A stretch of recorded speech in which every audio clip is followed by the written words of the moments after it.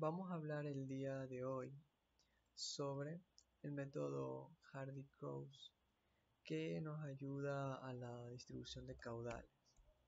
Una distribución de caudales básicamente tendremos dos tipos de sistema de distribución que consiste básicamente que el flujo del agua alcanza cualquier punto de la red en dos caminos distintos.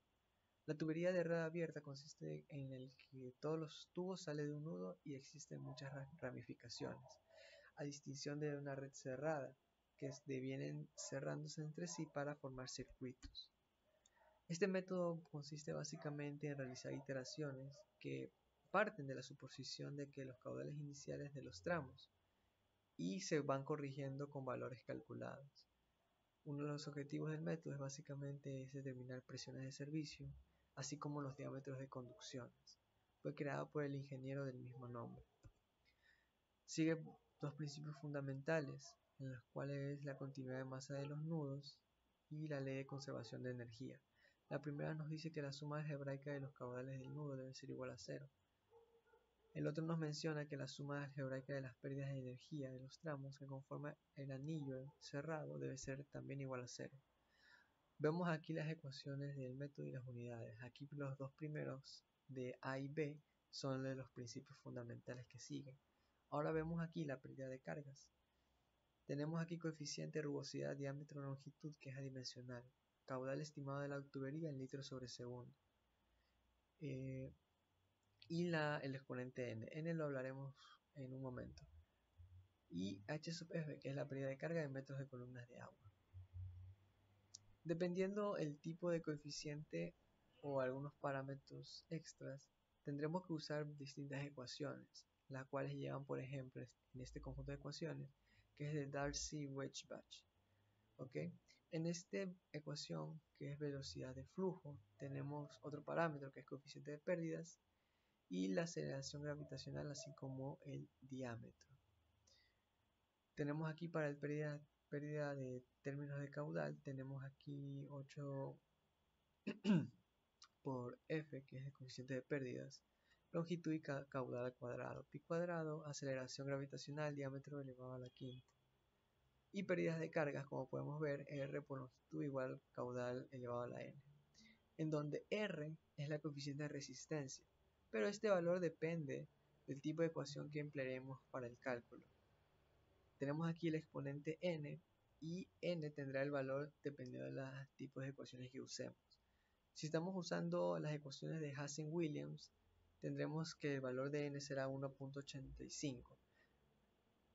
Por el contrario, si usamos las ecuaciones de Darcy-Weisbach, será el valor de 2. Para velocidad de flujo de Hazen-Williams, vemos esta ecuación. C es el coeficiente de rugosidad, diámetro de tubería D, elevado a la 0.63, y pérdida unitaria de carga, que es S elevado a la 0.54. La ecuación general de Hardy-Cross es la ecuación general de aquí. Vemos que es la sumatoria de pérdidas de cargas dividido para n, sumatoria de pérdidas de carga sobre caudal inicial. Si queremos buscar la coeficiente de fricción, tendremos que calcularlo por la siguiente ecuación que vemos aquí. Destacando que el coeficiente de rugosidad de tubería y el número de Reynolds de flujo. Tenemos aquí otra ecuación más que nos indica B, velocidad de flujo, densidad de fluido y diámetro del conducto y caudal del flujo en el conducto. Si tendremos otros parámetros o las unidades son distintas al sistema internacional, tendremos que ajustar los parámetros de ecuaciones a las unidades que nos pidan. Las convenciones que se siguen de este método es que los caudales correspondientes y velocidades serán positivos si fluyen en sentido manecilla de reloj o negativos si van en sentido antihorario. Las nomenclaturas solo requieren el primer subíndice que represente solo el circuito que pertenecen, nada más. Tenemos también que las nomenclaturas no requieren designarlos siguiendo un estricto orden consecutivo. De igual manera, un tramo cualquiera de la red pertenece a un único circuito o dos o simultáneamente, como podemos ver en esta imagen, que del nudo 3 al 6 tenemos el tubo comparte o pertenece simultáneamente al circuito 1 y al circuito 3. Para aplicar este método tenemos que seguir el siguiente procedimiento. Vamos a dibujar la red, en la cual debe contar las uniones, tramos de tuberías y de las características de las mismas, longitud, diámetro, rugosidad. Segundo paso, estimaremos los caudales iniciales. Asignaremos valores arbitrarios a cada tramo de tubería, siempre y cuando cumpla con la ley de conservación de masa en los nudos. El número 3 deberá calcular las pérdidas de energía en cada tramo usando las ecuaciones correspondientes. El número 4 será sumar las pérdidas de cargas en cada malla en función del caudal que es H sub F. ¿Ok? Pérdidas de carga en función de caudal Q.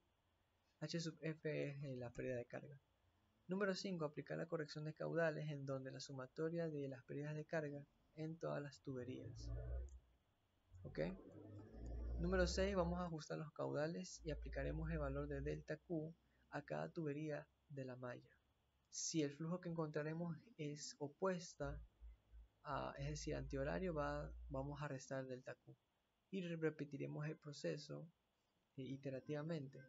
Y al final veremos que los ajustes de delta Q son pequeños, cosa que ahí terminará la iteración. Vemos en este ejemplo que nos dice determinar la distribución de gastos en el sistema de la figura que vemos en pantalla por este método. Nos dice que asumamos los caudales interiores teniendo como referencia caudales exteriores, que sí que están relacionados. Tenemos aquí los datos que nos da el ejercicio, los parámetros, unidades, columna de agua, los tramos y tuberías, los tramos de las tuberías, diámetro, longitud, así como el coeficiente de Hazen-Williams. ¿Ok? Entonces usaremos estas ecuaciones por Hazen-Williams. Bien, aquí dividimos los circuitos de 1 y 2. Inicia del tanque, baja aquí a 70 litros sobre segundos. Calculamos los caudales iniciales y distribuirlos de acuerdo al principio de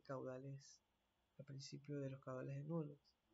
Como tenemos aquí 70 litros, vamos a dividirlos para hasta llegar al nodo B y C por esta tubería. De A a B dividimos a 40 y de A a C a 30, cosa aquí que se cumple. 40 y 30 se hace 70. Ahora, de la tubería de este nodo B al D será 30 litros. Y del nodo del punto B al D hasta la tubería, pues esta tubería que va a pasar será 10 litros sobre segundo. 30 y 10 se hace 40, se cumple. Y de C a D será 40 litros, para que 40 y 70 se haga 70.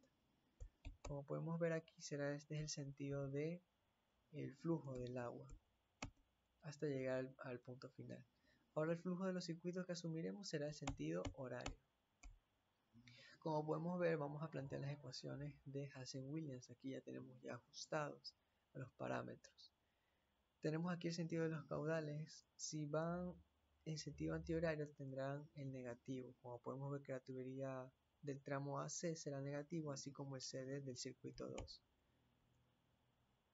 Ok, reemplazamos los caudales de las fórmulas.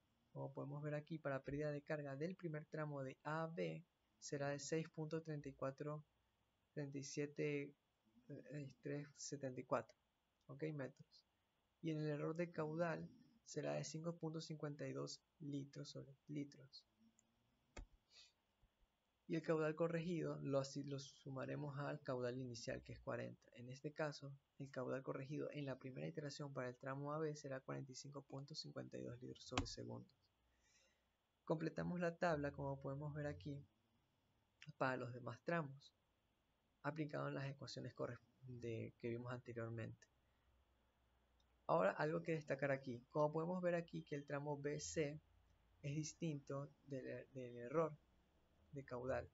Esto es porque es una tubería compartida tanto en el circuito 1 y el circuito 2. Y como vimos en las convenciones, nos dice que se debe realizar un cálculo extra. Debemos restar delta Q, que en este caso son los errores de caudales de los dos circuitos. Por eso que vemos el valor de 1.31.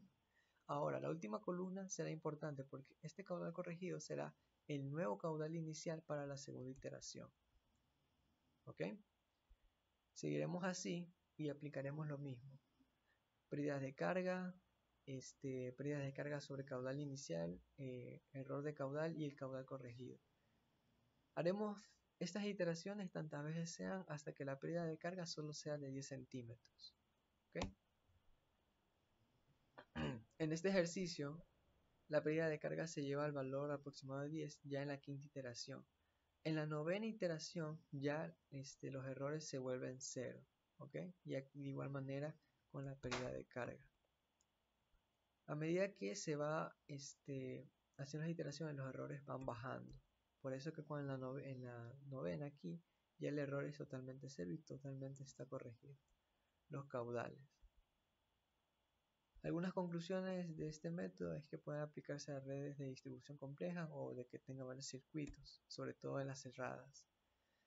Este método puede requerir en muchos casos muchas iteraciones para llegar a soluciones precisas en estas redes. Este proceso comienza con la suposición de caudales de redes. Si estimaciones iniciales son cercanas a valores reales, este método será más eficiente, si no, básicamente se necesitarán más iteraciones.